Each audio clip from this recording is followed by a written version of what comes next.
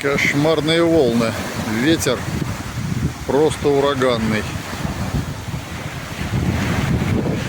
Волны сумасшедшие. Палатку там, я не знаю, выдержит или нет шатер.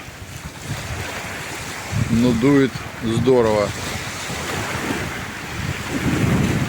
Как обещают, проливные дожди какие-то в ближайшие дни или часы.